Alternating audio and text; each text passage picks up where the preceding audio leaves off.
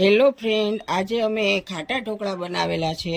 2 kilo ચોખા, 500 ગ્રામ ચણાની દાળ, 250 ગ્રામ jar અને 100 ગ્રામ બળદની દાળ નાખીને બનાવેલા છે। એને ચાળીને કોરા લોગડે લૂછી અને અમે ચક્કીએ પીસાવી લીધેલું છે। અને એ અમે રાત્રે બે વાટકી દહીં અને ગરમ પાણી 2 ગ્લાસ નાખી અને પછી નોર્મલ પાણી નાખી અને આઠો નાખી દીધેલો છે અને આખી રાત રહેવા દીધું છે।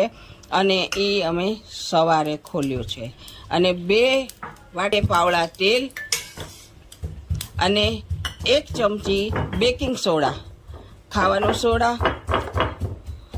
નાખી અને એને અમે દૂધિયું કહીએ છીએ, એ અમે આપણા વેસણમાં ભેળવી દીધું છે। અને સાથે હળદર, મરચું, ધાણા જીરું 1 ચમચી નાખી અને બરોબર ચલાવી લીધું છે। બરોબર ચલાવી અને સ્વાદ મુજબ મીઠું નાખ્યું છે।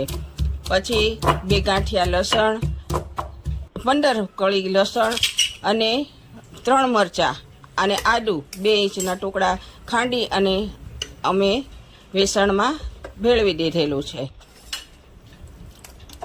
આ રીતે ઢોકળા બનાવવાથી બહુ જ સ્વાદિષ્ટ અને બહુ જ સરસ થાય છે।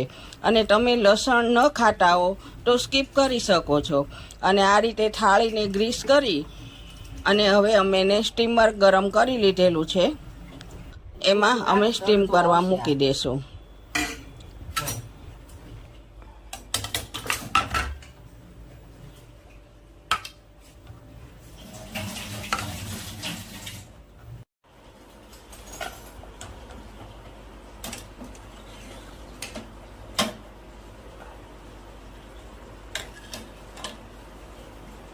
હવે એને ઢાંકી અને 15 મિનિટ માટે સ્ટીમ થવા દેશું। બરોબર વરાળે પાકી જવાથી ઢોકળા સરસ પોચા અને સરસ ફ્લફી થશે અને સ્વાદમાં પણ બહુ જ સરસ થશે। 15 મિનિટ પછી ખોલશું।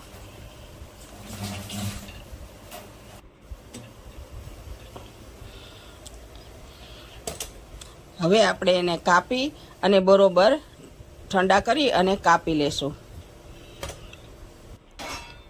હવે બીજી થાળીમાં મેં થોડું મરચું નાખી અને થોડી કોથમીર છાંટી અને ઢોકળાની થાળી મૂકેલી છે। એકદમ સ્વાદિષ્ટ અને બહુ જ સરસ બને છે। ભાઈઓ બહેનો ચોક્કસથી બનાવજો અને મારી ચેનલને લાઈક કરજો, શેર કરજો અને સબસ્ક્રાઈબ કરજો। ચોક્કસથી બનાવજો।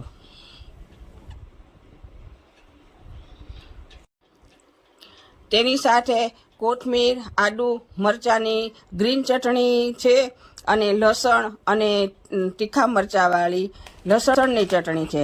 બંનેમાં અમે તેલ નાખી અને ખાઈએ છીએ અને સ્વાદનો લુપ્ત ઉઠાવીએ છીએ। મિત્રો, તમે પણ ચોક્કસથી આ રીતે બનાવજો, તમને પણ ખાવાની ખરેખર મજા આવશે। લાઈક કરજો, શેર કરજો અને સબસ્ક્રાઈબ કરજો। બરોબર.